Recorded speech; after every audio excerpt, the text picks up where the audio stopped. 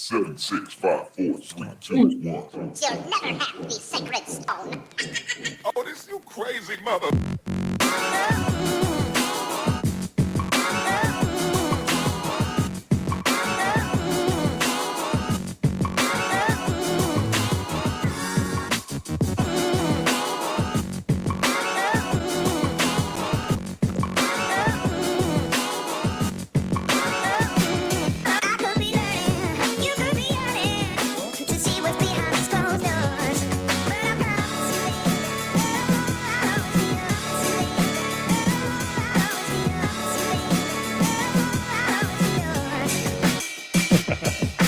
Nearly there.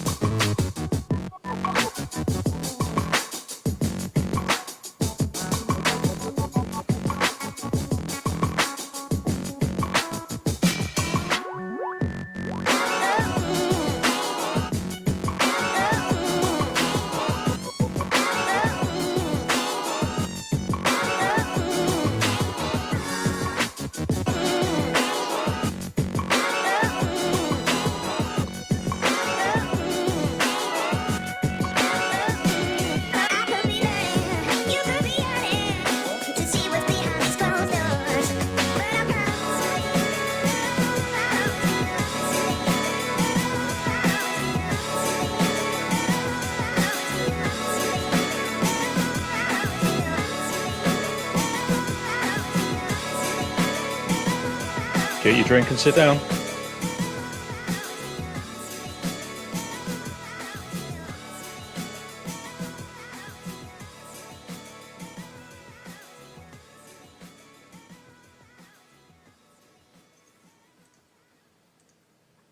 Hello, good evening and welcome folks. Welcome back to another WESH UK Business Heroes Weekly Live. Today, you are not going to believe what I've got in store for you today. I've managed to convince, I was going to say con, but convince is a better word. I've managed to convince two of the most awesome people that I know. No offense to previous guests. So today we've got not one guest coming on the show, we've got two. So I'd like you to give it up for Sarah Short and Paul Snell of the Coaching Revolution. Hello. Welcome, folks. Hi, Rich. Hello. Welcome to the show. What an awesome surprise it is to have two wonderful guests joining us today. And these folks are from the Coaching Revolution. And it is, it's nice to have a couple of revolutionaries on the show. They think a lot bigger than probably most of us do. And today we're, as you've seen obviously from the show banner and stuff, we're talking about building a business post-lockdown. And what that means and what's possibly involved and things that the bigger society might need to consider and think about. And if I'm wrong, I'm hoping that one of them will jump in and tell me, no, that's not right, Rich. So top right-hand side, we see we've got Paul Snell, and in the bottom, we've got Sarah Short. Is that in case they got No. That's not right. That's only at the weekends. I did tell you I like to mess around a lot. So today we're going to be talking about building a business post-lockdown. It's obviously quite a serious subject, which can have a lot of implications for anyone running a business after what we've just been through over the last few months. And anyone thinking of running a business. And yeah, indeed. And anyone who's thinking about starting a business and getting one going. Excellent point, Sarah. There might be quite a few people who find themselves in a situation they didn't expect to be, that mean that they might be thinking about starting a business when they hadn't actually ever thought about it before. Yep, indeed. Absolutely. You see why I've had them on the show? You see that? It's a good. It's a really good time to start a business. I hear that it's serious. I know this is serious, but it's a good time. Indeed it is. And I am not the expert on this subject. So what about if we was to jump right in and say, if we could ask our audience anything at all, to give them something to think about for the next few minutes while we're during the course of today's show, what sort of thing could we ask them to start thinking about, and give us their answers and responses in the comments as we go along? What sort of question could we ask them? I think certainly for me, it will be a question such as what is the key skill that's going to be needed in this new normal from a business perspective for running a business. What is the key skill going to be? And can I add a bit to that? What does this new normal look like? Indeed. What's it going to look like at all? Yeah. Two very excellent, in fact, two such challenging points, and people probably won't be able to concentrate and say a word now. They'll be like, oh my God, I've got to think of an answer to that. That's the wrong answer. Yeah. I told you, these are people to make you think. They're two coaches from a global company. So if you think working with one coach will make you think and get off your backside and do something useful, you've got two to contend with tonight, folks. And in all honesty, I mean, like Sarah pointed out to me the other day, we've known each other for over 10 years now. I didn't realise it was that long. To be honest, neither did I until I started thinking about what I was doing the first time that you hosted a website for me. Yeah, absolutely. It's been a very fruitful and a very enjoyable business relationship, hasn't it? It has. It's been. Sarah's the kind of person where if she ever calls you, you can't wait to answer the damn phone fast enough. Because whatever it is going to be fun, even if it's bad news. So she has a way of putting a spin on everything that turns, no matter what's gone wrong, into something fun that you can enjoy. And no doubt Paul is, I've not spoken to Paul before this week, but if it's anything like Sarah, it'll be exactly the same. Oh yeah, it's always fun, Rich, always. Yeah, that's what good coaches do, you know. Well, Take all the bad stuff and teach you a way to turn it into good stuff. Well, there's no point doing stuff if it's not fun, is there? Oh, indeed. There's no point doing it. Who wants to be miserable? Indeed. This is why people say, Rich, do you ever go to bed? I'm like, no, this is too much fun. This will probably kill me doing all this because it's too much fun. I'm enjoying myself too much. So what does the new normal look like? What's it going to be like? And like Paul says, what kind of what skill are you really going to, if you had to create a list of your skills, what would you put at the top of that list as your number one, your numero uno skill that you need now to move yourself forward? So moving forward from this then, post-lockdown, who wins, who loses? Let's go about that for an opener. That's a big question. And I think there are two ways to answer that, Rich. One is we can sit and I can give you some indication who is going to win and who's going to lose, or I can tell you it will come down to an approach. He's so bloody kind of intellectual. You never said that yesterday, Paul. I know. You sprung that one on me. Come on. Cheeky sod. You said you like to mess around. I know, right? Yeah. Curveballs galore. Well, I tell you what. Let's give some any insight that I've got on winners and losers, certainly from the experience of the lockdown. And as you all know, Rich, all of us who are working in the coaching revolution will have our own coaching businesses anyway, right? So we coach as well as we mentor in the coaching revolution. So from my own coaching business perspective, my clients who tend to be small business owners, I'm seeing a number of interesting wins and probably more obvious losers. And I think the interesting wins are things like courier companies. You know, we don't think about this, right? I was talking to one of my clients, or one of the Coaching Revolution clients in New Zealand, and they came out of the lockdown way before we did. And I asked a question: so who's winning? Right? Who's come out of this winning? And without exception, it was courier companies. Of course, it is. We order stuff on Amazon. It's interesting, you know. At home, Rich, we have this situation where people can't go out and buy stuff. So what do they do to feed that habit? They buy it from Amazon or they buy it online. Yeah, get it online. Yeah, so career companies through the roof. I thought you said career companies. I'm thinking, what are you talking about? I thought that initially. I was like, career companies? What? Everyone's out of work. Yeah, courier. Yeah, the logistics and delivery people. That's right. Yeah, Bike companies. Yeah, they must be loving it right now. I mean, some of, not all of them though, because like the cycle messengers are flat on their backs right now, aren't they? All the big offices that they'd normally be delivering to all day long are shut. To a degree, there's we're breaking this into a bigger area, but actually yes and no to that question, because what I'm seeing is cycle couriers or delivery guys on cycles are now doing more hot takeaways than they are delivering to offices. Doing the deliveroos rather than the deliveries. Yeah, there's a differentiation. We're seeing much more of that. And also actual bike shops are popping up all over the place. We live in a very rural area in Cumbria, and our little tiny weeny village has got a new bike shop popped up yesterday, like a bike repair a new bike shop or a bike shop. A bike shop. A bike How shop. small is the village? Small. that does bikes as well as sells bikes, and that wasn't there a week ago, and it's there. And when I was there last night to pick up a pizza, there was like half a dozen people in it. It was 7 o'clock at night. Pizza in the bike shop. Next door to the bike shop. Close. Sounds like my kind of bike shop. But that must have taken some planning, though, because obviously they didn't just decide to open a bike shop a week ago. Well, the place that they've opened it, interestingly, was a bank. So this little village, it's a little village that sort of serves a lot of little villages around it, and it's sort of 8 or 9 miles away from the nearest proper town. So our little village used to have 3 banks in it. When I moved here 7 years ago, it had 3 banks, and now they're all closed. They're all gone.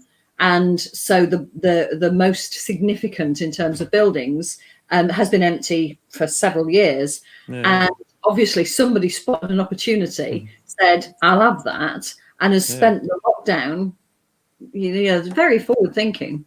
Not many people, when people normally look at a bank and say, I'll have that, it's normally talk about the money inside. That's when I got it left. Then they're going to have the whole damn building. Absolutely, yeah. But that's fantastic. I'm guessing internet banking has obviously killed the banks that were there before. It has. We do get a little van, a little NatWest van that comes around, like the old-fashioned like a burger shop. van, just opens up. How can I help? Yeah, exactly like that. When I was little, in the 60s, there used to be vans that came round in Manchester that were like little grocery vans, and you went on and inside it was all stocked out, shelves like a proper little shop. These banks are like that. It's like a little office inside the back of a van, basically. Yeah. Well, officer, I gave all my money to this bloke in a van that had NatWest written on the side, so I don't know what happened after that. I've just seen a business opportunity there. There you go.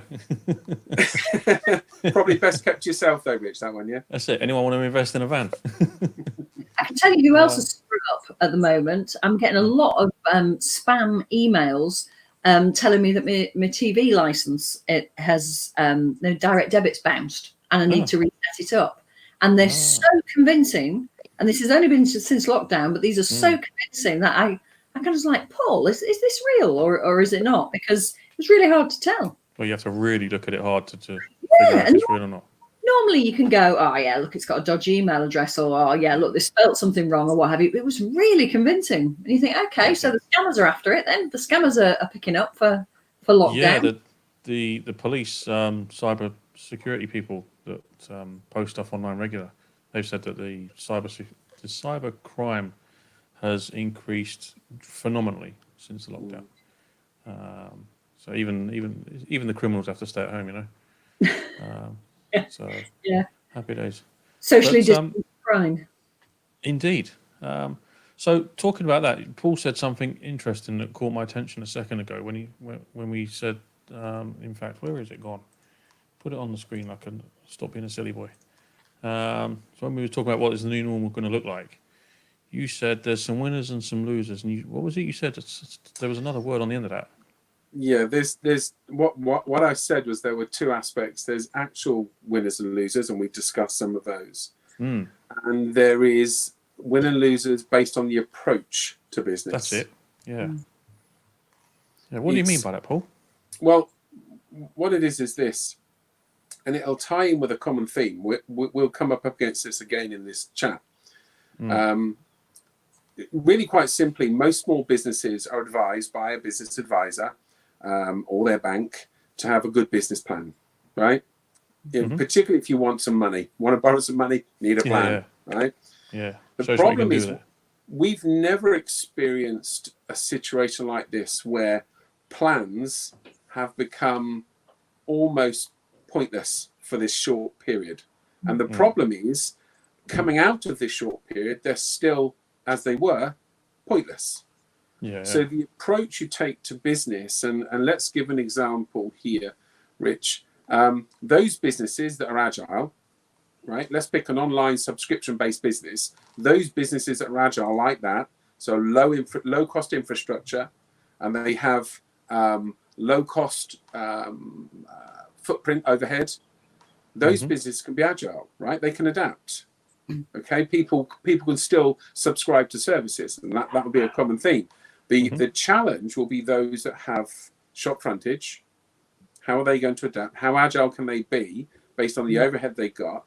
And I think, as we've already alluded to in previous conversations, it's wonderful the government gives support to various types of businesses. However, when that support comes to an end, what next? So the agility of businesses will be key. The approach of being agile will be key. Yeah.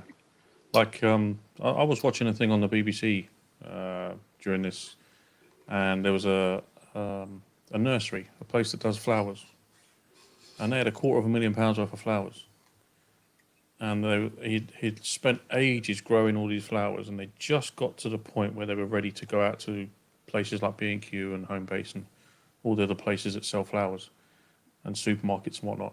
And then lockdown started, so he had like £250,000 worth of flowers that he couldn't do anything with, and he was almost crying on camera. He's like, "Well, I've got to throw them all in the bin."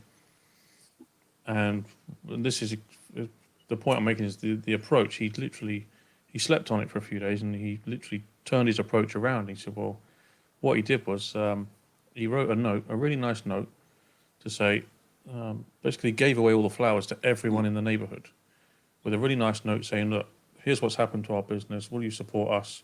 If you'd like to make a donation, you can do it here." And he just literally gave like 5 or 6 flowers to every single person in the neighbourhood until all the flowers were gone. Brilliant.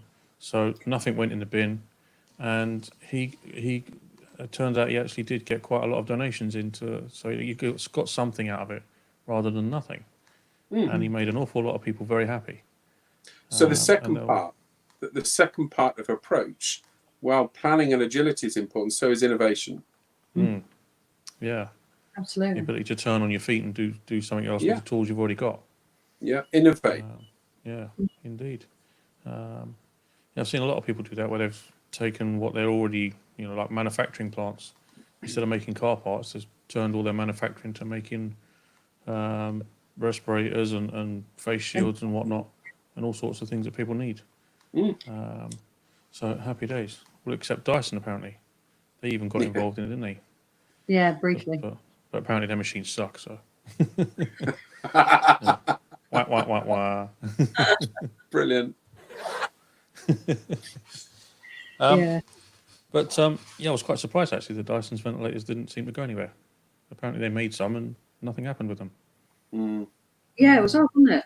Don't know what happened with that.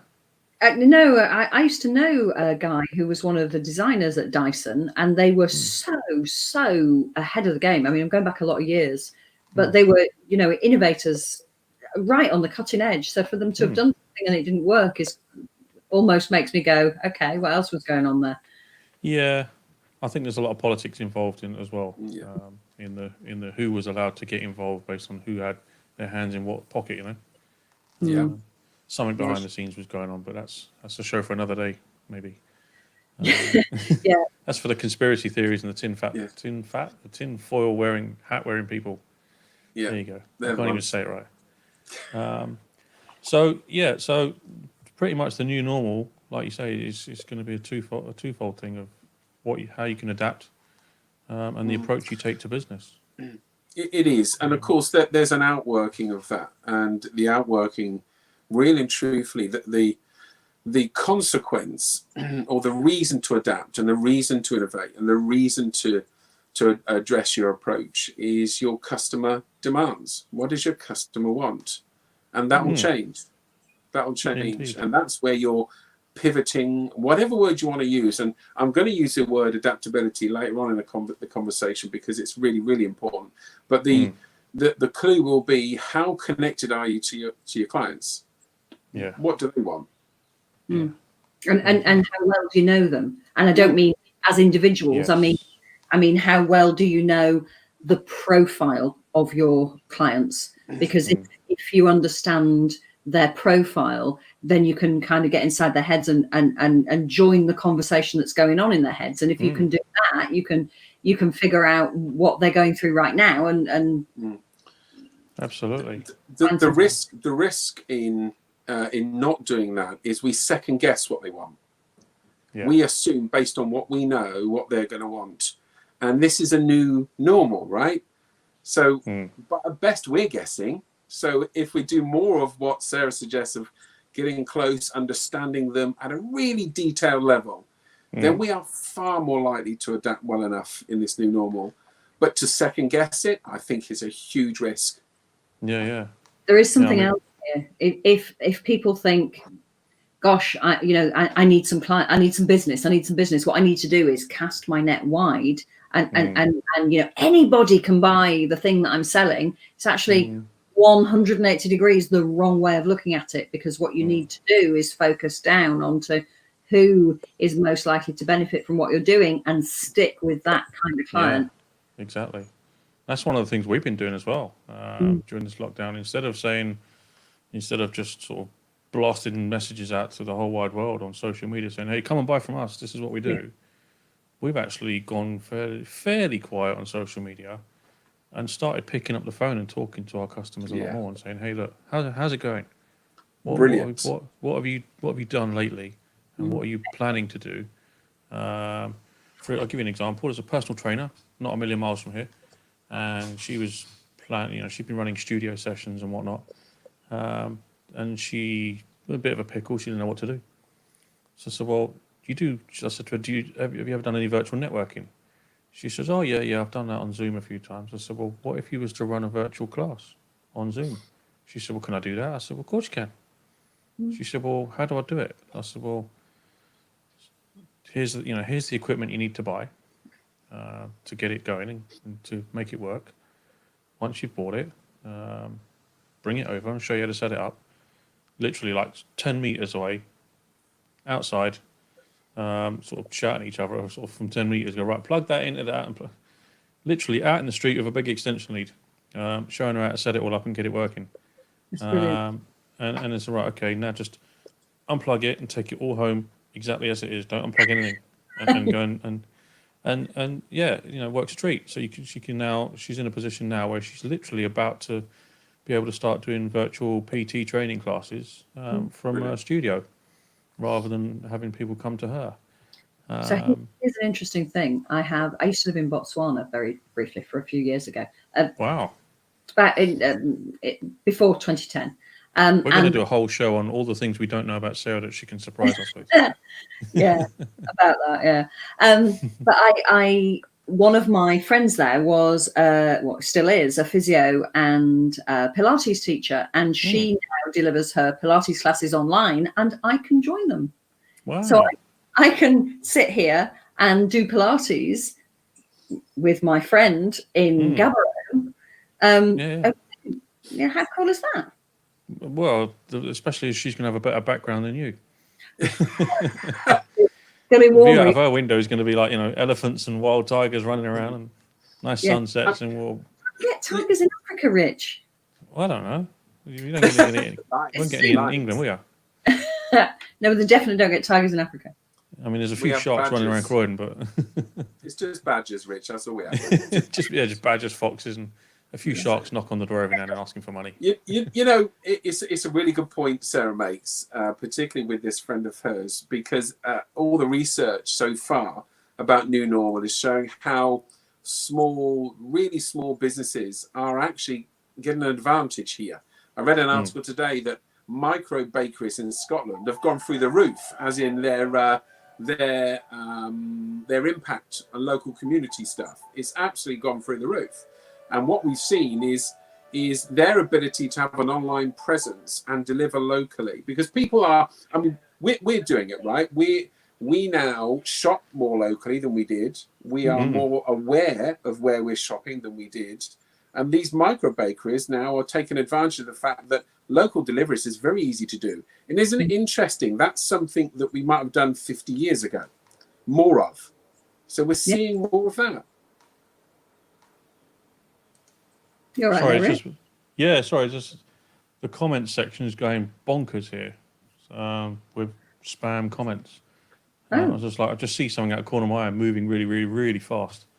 I was like, oh, okay, we've got. My friend has commented, we all like to have fun even in the new normal. Yes, they have indeed. Where is it good? Yeah, so we've got. Hang on a second. Let's block that user. There we go. So there you go. That friend of mine there who's commented, Catherine Kirk, she is a dance teacher and she has been. So she teaches, Catherine. Yeah, she teaches. Well, she teaches lots of people, but one of the kinds of people that she teaches are people with a disability, and she's been she's been running Zoom dance classes for young adults with a disability who are struggling because they're locked down. You know, they're not getting to school and to college and to the places that they would normally go for their, well, obviously like the rest of us, but they have particular struggles that perhaps the more able-bodied of us don't. And she's been running those each week. That must actually widen her net, surely. Because instead of people having to come to her, now it's more accessible. You're taking something for people who struggle with accessibility and making it even more accessible to a wider net. Yeah. So it's she's almost been forced to have more customers, maybe, by the sounds of it. Yeah, absolutely. Well, you can do it online. Now you get twice as many people involved. Absolutely. Absolutely. That's fantastic. Yeah. She's a remarkable woman. Well, you'd have to be to do something like that. Yeah, it's quite an undertaking. But has that thing stopped yet? Good. Okay. Sorry, that was very distracting. That's never happened before. They say never work with animals, children, and YouTube, or live events. Yeah. Cool. But thinking about then moving on from that, when we say, like we were saying, what will things look like for social businesses? And as we've been touching on right there.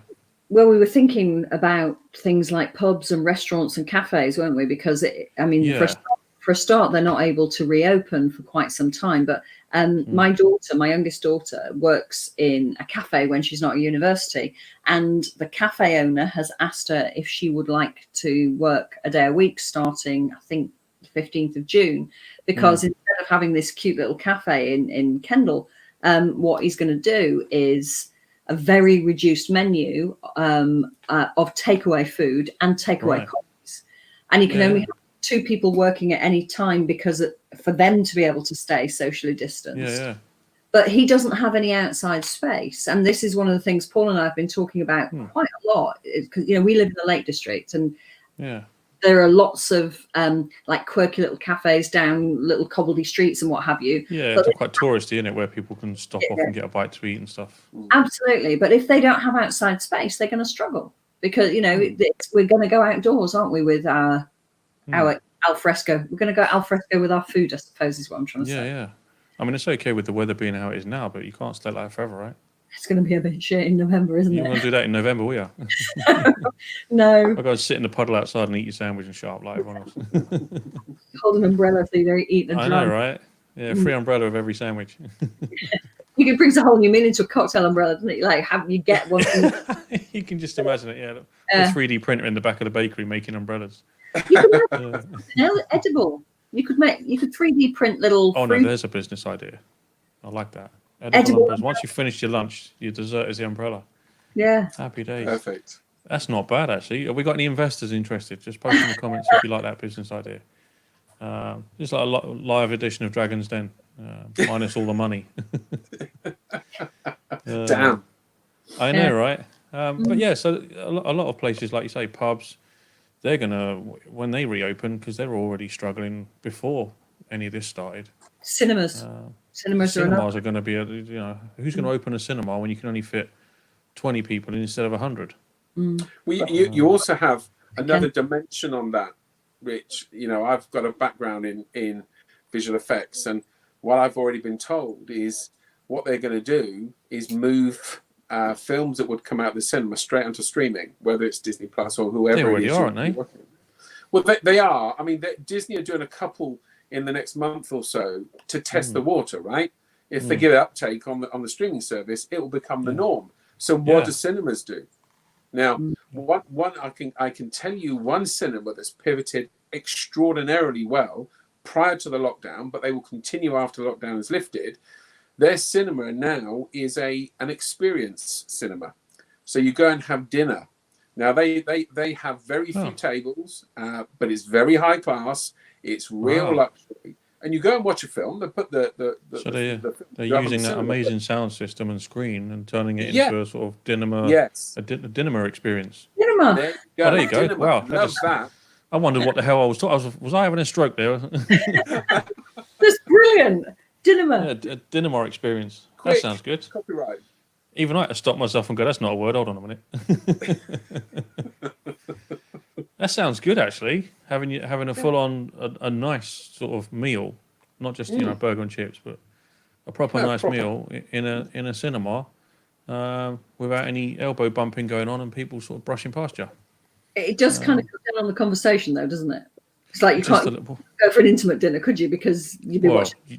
It's obviously going to be for married couples only. Then people don't need to talk to each other. If you've been married 10 years, come for the perfect dinner experience where you don't need to talk to each other. No conversation required. Yeah, I can see a lot of people liking that, actually. Yeah. Yeah, that'll go down well. It's like a first date for really shy people. Yeah. Introvert first dating. Yeah. Now you're talking. I know, right? So if we've got any investors watching, Mr. Ballantyne, if you're watching, get your wallet out. Social businesses they're gonna have to, like you said earlier, they're gonna have to find a way to figure out what their key number one skill is, and maybe even turn it on its head and use it for something else. It is, but there are distinct challenges with social businesses, huge challenges. You can't have a coffee shop with 50% of your tables gone. That's just not viable. So the question is, it's more of an industry pivot, if I'm honest. Yeah. How is the industry going to survive this? And it will need to collaborate to do that. Yeah, so things like Costa, Starbucks, and Pizza Hut, and all those other ones where you go and sit down and have a pizza or whatever. Just today, Frank and Benny's have announced something like 120 stores are going to be closed permanently. Holy crap! That's a lot of ice cream. It's the nature. Yeah, it's the nature of business. But we're going to come back to a common point again, and that's, I think we're going to see way more innovation by small businesses going, we don't have the overhead or the infrastructure to deal with this, to have the bigger issues. We can be agile and we can pivot. We're going to see more of that. Well, the little businesses have resilience built in, don't they? Because they don't have the 150 bloody great restaurants at out of town places that seat 500 people, and they're already tiny and reasonably flexible, and yes, they've got commercial rent, but they're also renters in a market where commercial landlords are panicking.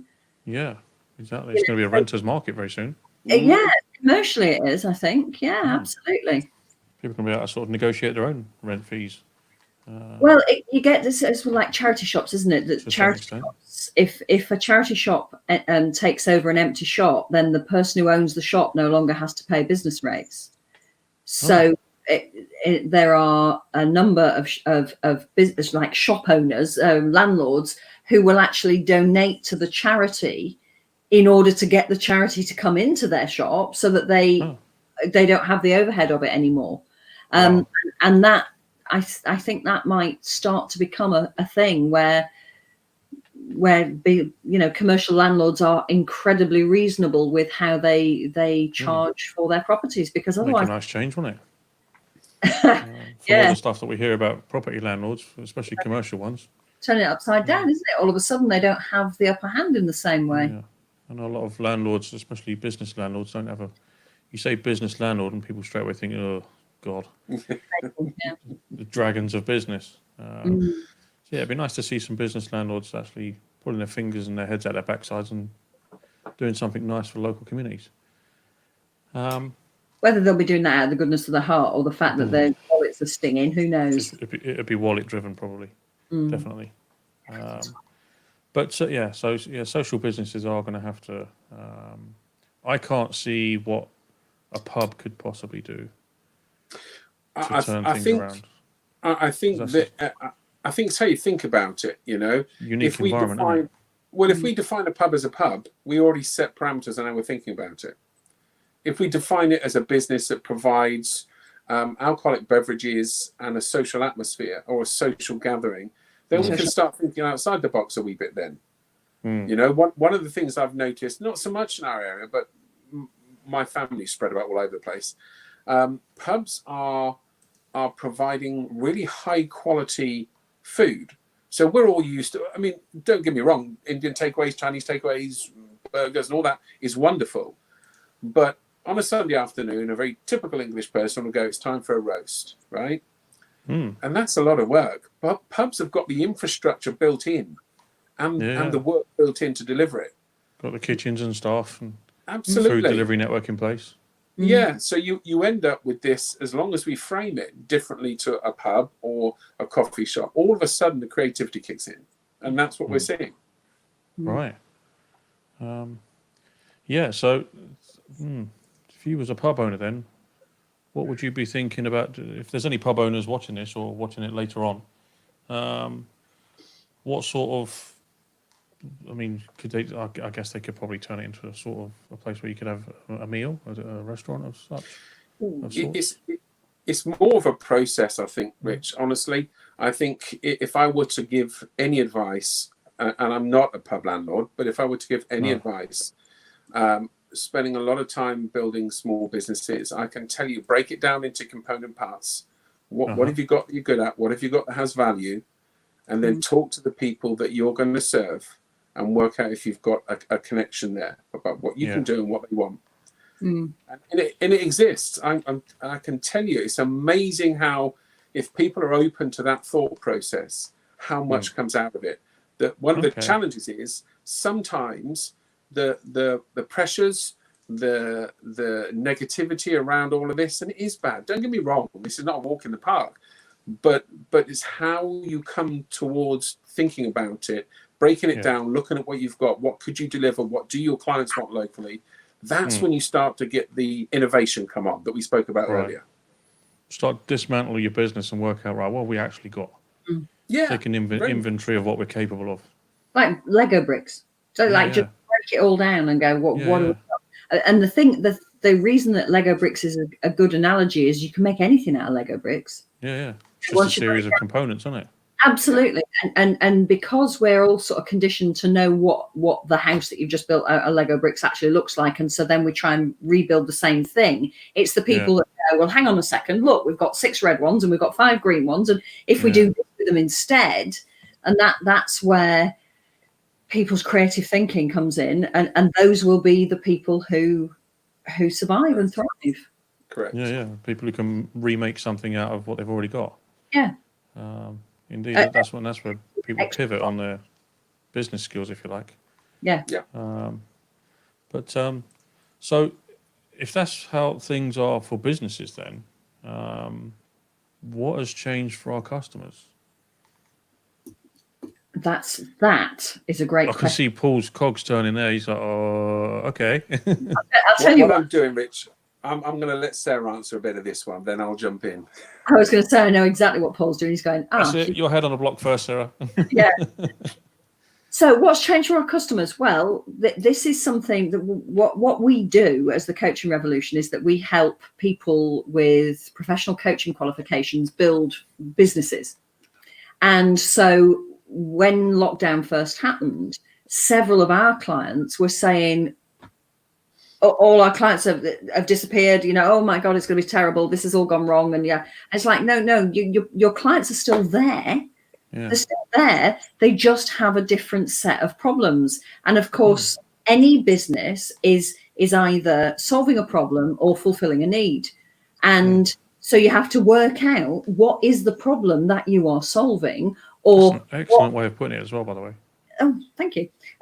What's the problem that you're solving, or what is the need that you're fulfilling, and how has that changed because of what's happened? So, for example, if we look at the coaching revolution, we talk about our clients specifically rather than our clients' clients, but our clients have found themselves, because our clients tend to come from an employed background, they tend to have taken a coaching qualification, and they have an idea that they might like to set up a coaching business, but they're not quite sure what that might look like or how to do it. Yeah. And so what's happened to them is that they've gone from a position of being safe as houses in a job that they've been in forever, that they can do with their eyes shut. And then all of a sudden, all the balls have been thrown in the air. Everything's changed. And they're suddenly going, there is a possibility that I'm not going to have a job at the end of this. I might need to start thinking outside the box. And, you know, at the kind of people that are our clients tend to have been somewhere for a while. So they might be thinking there's a possibility of redundancy or voluntary redundancy. Maybe we need to start spending some money and getting some support and some training, some mentoring. And so in our clients' heads, that's what's going on. All of a sudden, something that was a thing that was going to be going on, in 10 years' time, maybe. I can almost sense the panic in the way you were saying that and the way it was coming across. Yeah. I can almost sense the panic that they would be feeling. Yeah, and something that was a pipe dream that was going to be 5 or 10 years in the future is suddenly like, shit, it might be in the next 6 months. Lands in their lap, doesn't it? Right, really, get it done now. Yeah, and then there are others who don't see it in that kind of panicky way. Others that go, do you know what? Now I'm working from home and I'm not commuting an hour and a half on either end of the day. I've got some time to learn new stuff, which might mean that this thing that I wanted. So, you know, that's us getting in our clients' heads. Yeah. You just need to I'm saying this like it's easy. It's not easy. Yeah. It's You simple. just need to build the skyscraper already. What's wrong with you? Just get it built. Just need to go to the moon. How hard could it be? I know, right? We're only going to the moon. Just get on with it. Yeah. Go on, Paul. What were we going to say? I think to add on that, Rich, there's the cultural shift that consumers have now got. Right? I think we've said before. I read Did you say recently culture or cultural? Cultural, Okay. as in culture. Rule. Yeah. And I think we were discussing this the other day. I've read recently that technology for remote working has gone ahead 8 years in the few couple of months we've been offline or remote working only. So there's a massive shift.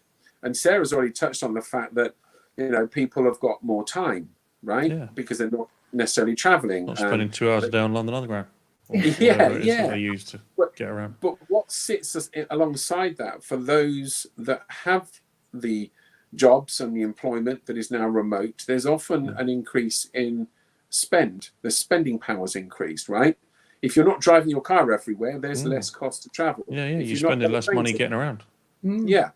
So what we're seeing is how people consume will differ, right? We'll learn that we'll consume remotely. We'll learn that we can have things quickly. We'll have an expectation because we've learned in the last couple of months that going out to do something has a risk associated with it right now. And it won't go away really, really quickly. Yeah. So therefore, there still will be an expectation that things can be brought to them or to us, and that it's easier if that's the way we do it. So consuming will change. Yeah. So I think all the stuff that Sarah talks about, of course, it's absolutely valid, but let's take into account the cultural shift that comes with people buying and spending differently. Yeah. Well, the business next door here, she was saying the other day that she's just realised now how much she was spending on fuel every week. Driving all over the place. She said, I'm shocked at how, you know, my fuel bill, which has suddenly disappeared. Yeah. And obviously all the miles on her vehicle, and it's just all of a sudden she's got all this money she didn't know she previously was spending every week. And of course, that has a knock-on effect. You know, we started this conversation with winners and losers. If your car doesn't do the miles it did, then there is less need for it to be maintained by a garage. You have your once a year service and MOT. Your car insurance goes down.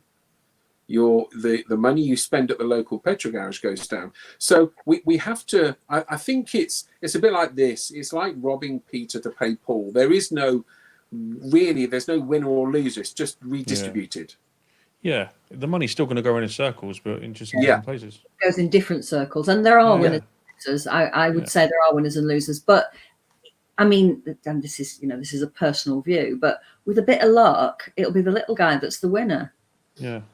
You know, there are lots of small spaces appearing that little businesses are able to fill in a way that big businesses can't, because like oil tankers, they can't turn fast enough. But it will be. I don't think the losers as well. Sorry, Paul. Yeah. I don't think the losers will be losers for very long either. No, I agree. People are very agile and adaptable. It's the point Sarah makes that the small businesses tend to adapt well, right? Adaptability will be key.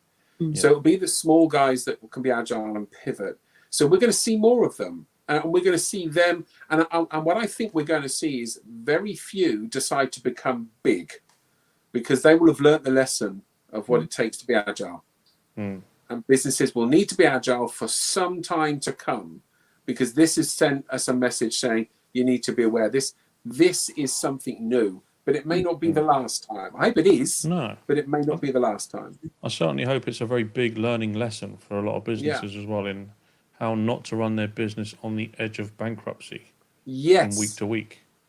Because one of the things that's really opened my eyes in all of this is just how financially fragile a lot of big corporate businesses are. Yeah. And you sort of hang on, if shutting for 1 month is going to put you out of business, you weren't in a good place to start with. Well, but to be fair, Rich, that's something that we've become used to. If you look at all the big IPOs, all the big companies that have gone public, and you look at the tech companies, the Ubers of this world and so forth, their market value is so in excess of their true value, it takes 5 to 10 years for it to become profitable.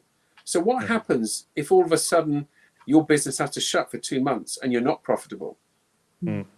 It's a big question of how we do business. And I mean, how much actual cash they've got in the bank, to sustain themselves. They don't. And a lot of them don't.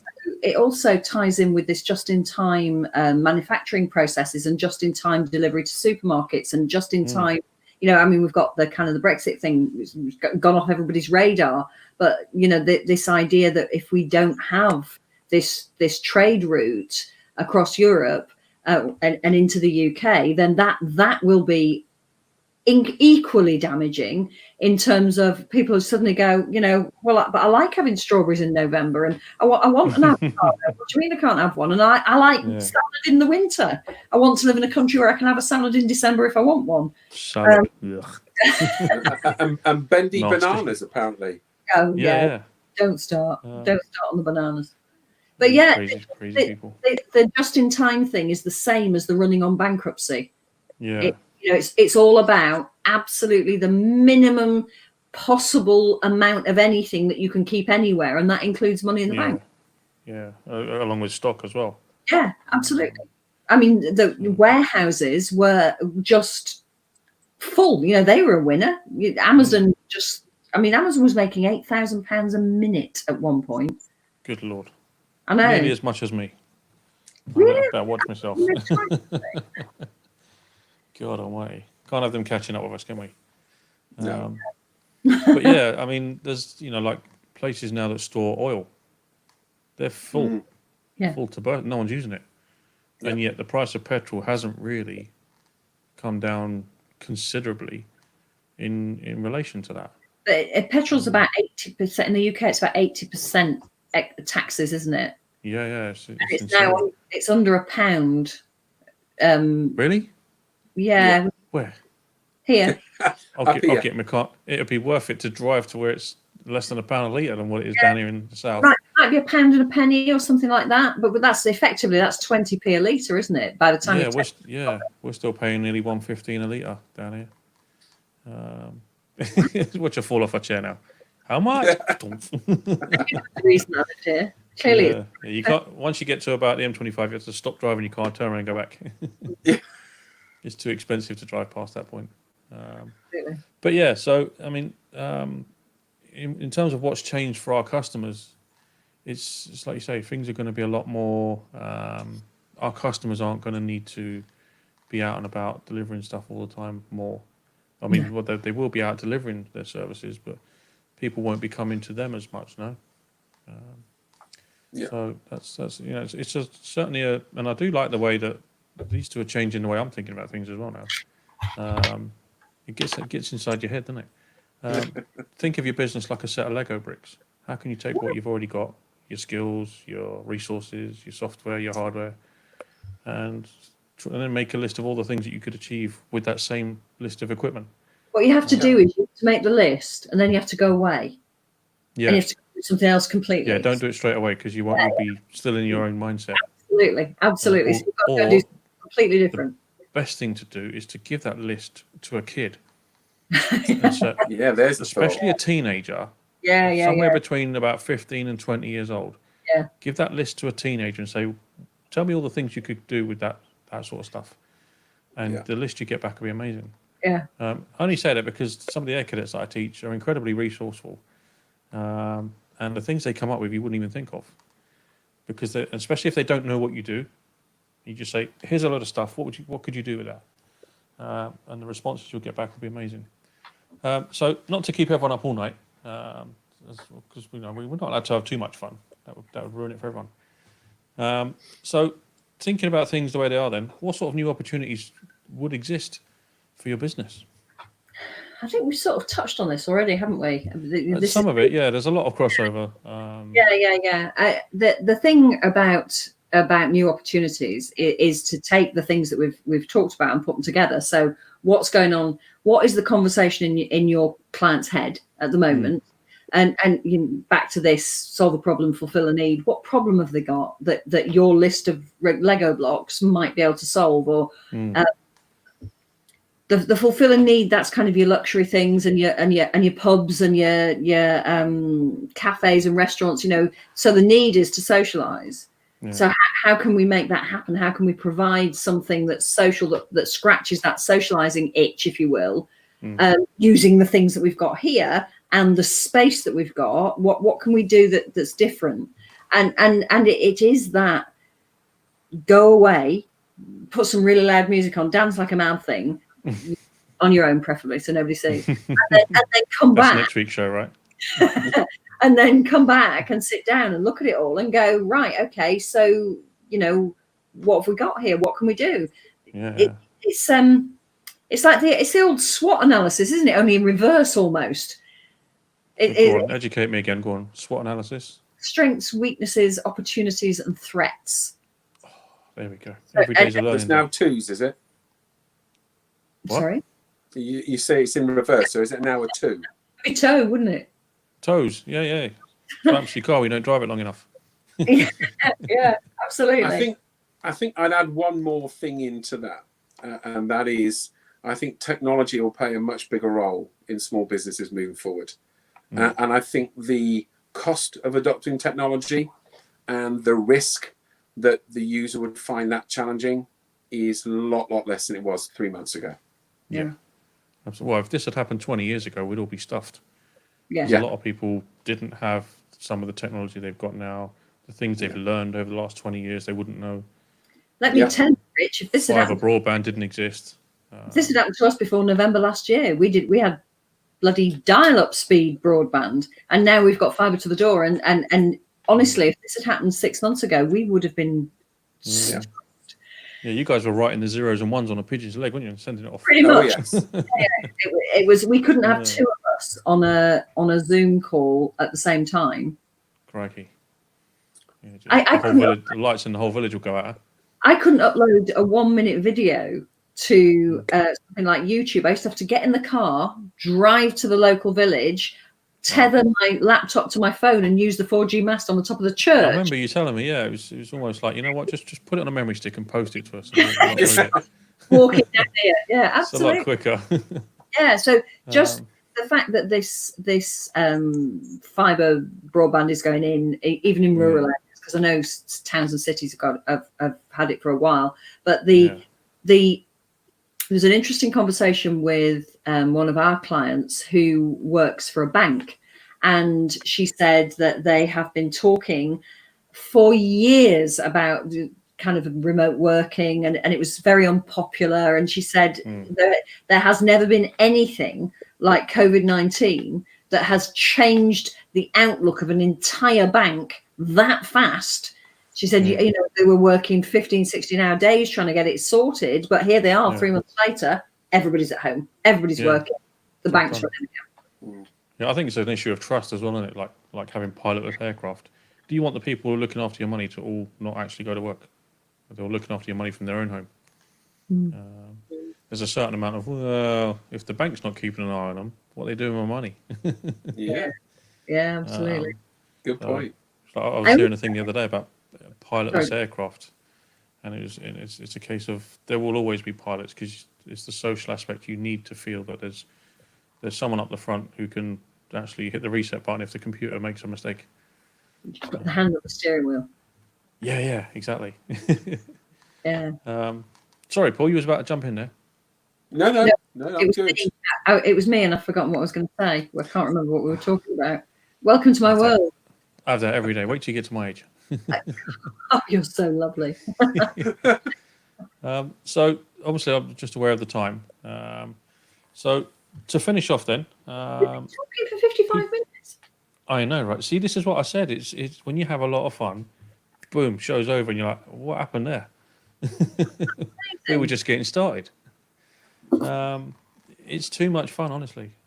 You know, I mean, no one's banging the door down for a 4-hour show yet, but if they do, Yeah, the easy peasy lemon squeezy. I know. So anyone who is thinking of starting a business or making some business changes or growing a business, what could we give them about adapting to changes? Oh, yeah, I think the first thing I'd say. Oh, yeah, she's back again. Here we go. Oh, this is the accountant. Even small businesses. Yeah. Yeah, should I can't agree more. Technology will play a major part in small businesses going forward. It has for the last 5 years, now even more. Hope Richard is taking notes. You cheeky sod. In the last 2 months, I'll meet him in person every now and then, so I'll get him for that. But yeah, so adapting to the changes and growing a business. I would say this, Rich, and it comes back to perhaps the question I had at the start, which was what was the top skill you needed to have, and the top skill is adaptability, by a long way. Now, let me caveat that a bit and say it's not about adapting once. It'll be about continually adapting to what your client and your customer needs and wants. Wants is a really big one, right? What they want is what you need to be talking about. But it will be continual. It won't be one change and great, I can relax now and go to a 5-year plan. It will be continual. So adaptability is key. Indeed. In a similar way where we've sort of, the more we poke our noses into what people are doing and say, hey, you know what? Why aren't you geared for working from home more efficiently? The amount of people we've got to know, especially myself, locally, business-wise, and you start talking to them, and they'll tell you things like, "Yeah, do you know how I can sync my laptop to my desktop because I like to take the laptop when I go out?" And it's like, tell me why on earth you've got a desktop. Why aren't you just using the laptop as a desktop when you're at home? Why aren't you, if you try this or do that, just to make things make a lot more sense to people. And not wasting their time messing around with unnecessary tech for the sake of it. Yeah. So like I say, we've like Sarah was saying earlier, we haven't gone blah. Here's what we do. We've gone. Tell me how you're doing. Yes. Things. How can I make you do things better? Yes. Get to know people a lot more intimately, if you like, on a first name basis, and find out. Sort of look under the covers and say, right, you know what, we can help you with all this stuff you're trying to do. Well, I think, Rich, you make a very good point, and I'm going to be fairly general with this because I know it's not the same for every situation, but it will become more community focused the way we do business. Yeah. It'll be who we know, how well we know, and how they feel about doing business with us.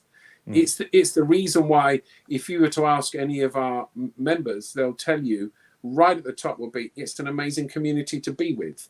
Yeah, and in this lockdown I've seen some of those comments myself. Yeah, on this lockdown period, on your thing, Sarah's done a lot of work just having community with these guys online, Zoom stuff, but that sets apart from these bigger organisations often that sit there going, well, we don't need to worry about that. We've done our analysis of our client base and the people that we need to service, and that's not how it's going to work moving forward.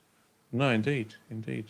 And I mean, something my uncle said to me when I was a youngster, and it stuck with me for life, was that if you do right by your customers, they'll be your biggest advertising campaign you'll ever have. Yes. And at the time, I was, just barely in my teens at the time, and he'd started a business as an electrician. And I said to him, as a young, curious teenager, well, how do you get customers then? Where do people find you? So, people just tell other people, and then they call me. I was like, okay, that's cool. And he said, you know what? He said, as long as you do right by your customers, they'll be your biggest advertising campaign ever. Correct. And that's one. In 20 years, we've not spent very little on. Almost, Sarah's one of our biggest advertisers. I was going to say, here I am. Here's your biggest fan. I'm always recommending. I know, right? This is the WESH UK fan club right here. It's me. Some of the things she said about you wouldn't believe. If you didn't know her, you'd think someone was making it up. Well, the thing about what you do, Rich, is that you're absolutely outstanding at it. And I listen to kind of tales and people telling me that stuff's going. Stop blushing now. Stop it. Oh, this has happened and that's happened. Can anybody help? I was like, yeah, speak to Rich at WESH. He'll fix it. He always does. It's great. Yeah. I'm not always very nice about it, though. You broke what? Again? Make you pay for that. Yeah. How many times do we... Actually, you know what? Get your credit card out. That's not to pay for the mistakes. That's just to buy us pizza while we're fixing their screw-ups. I've got a pizza computer story. Once upon a time, a guy that I know worked in a big company in Bournemouth that wouldn't let. He worked for an IT company, and they needed to shut everything down and kind of install some software. And it's going back about 20 years. And so they agreed that this organization agreed that from 5 o'clock one night until 9 o'clock the following morning, that these techies could move in. And so this pal of mine said, well, I'll tell you what, to the tech team, he said, I'll buy you all the pizza you can eat if you'll come and work all night on this. Brilliantly. Wow. But the bit that they hadn't realized was that the building was locked down at 8 o'clock at night. And so the pizza delivery guy was breaking the pizza up into pieces and putting it through the letterbox. Oh my God. The guys are reassembling it on the other side. Yeah. Please, Mr. Pizza Man, don't leave.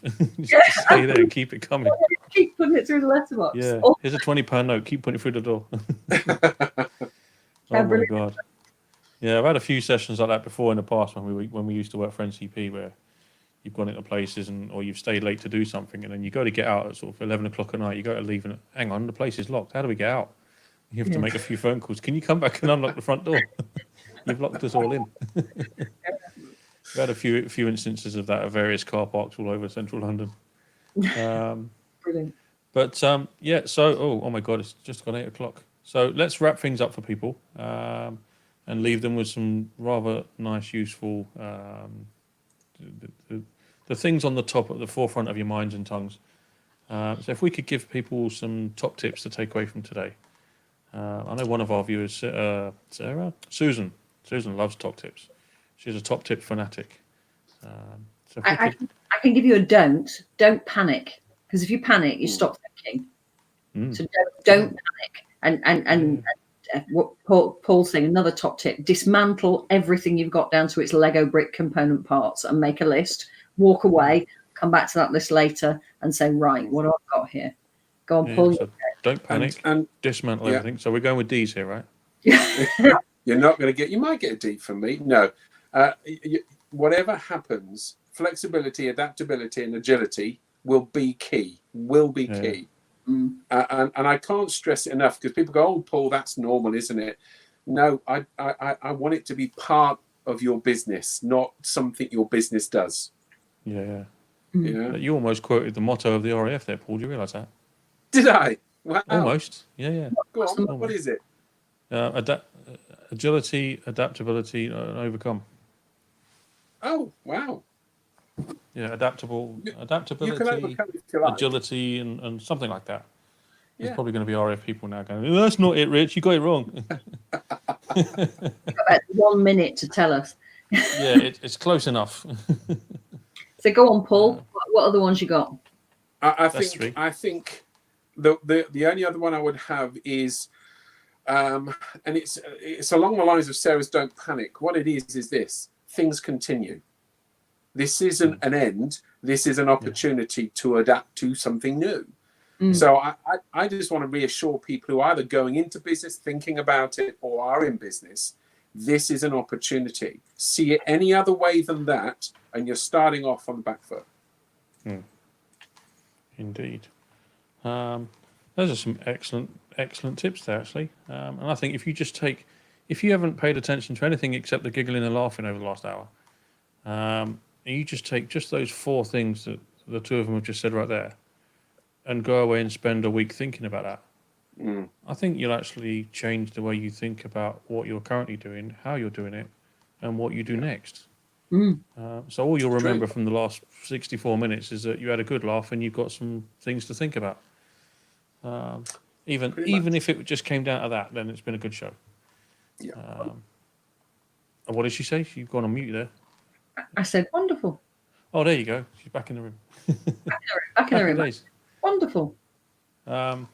Yeah, so if we haven't got any comments or questions from anyone, that's a good sign, because normally if you're not relaying information in a way that they can understand, you normally get tons and tons of questions going, oh, what do you mean by that? Or I don't get it.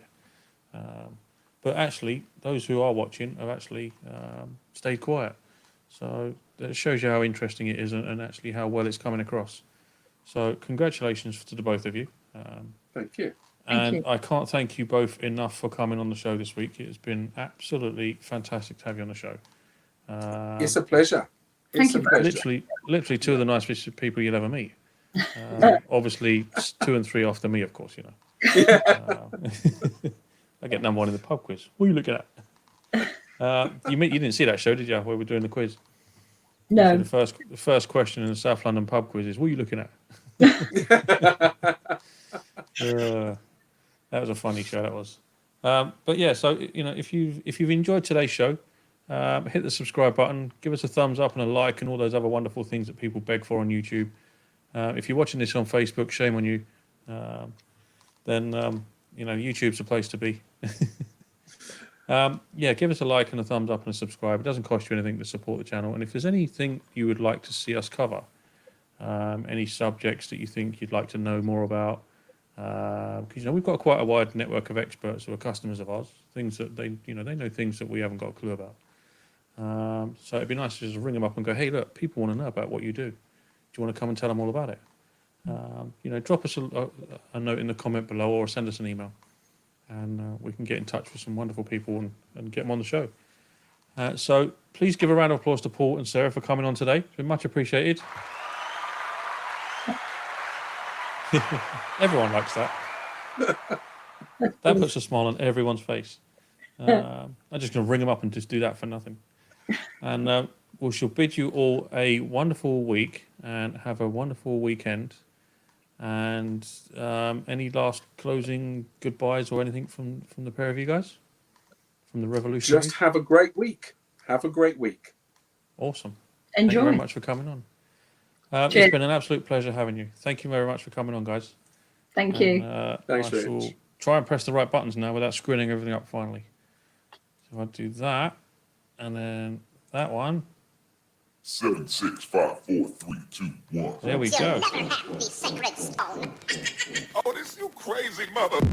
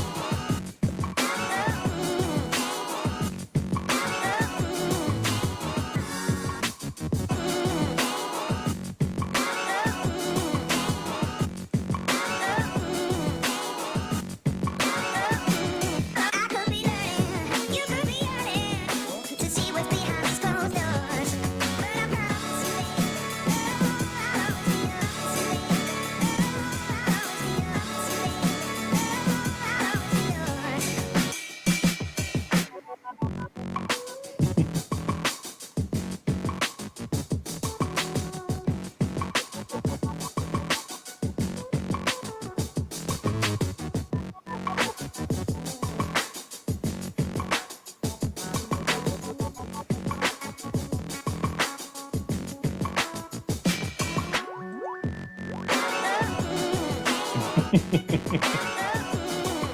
can see me dancing now. Trying to.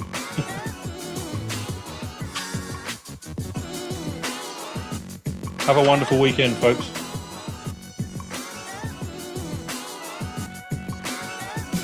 Stay safe and shop local.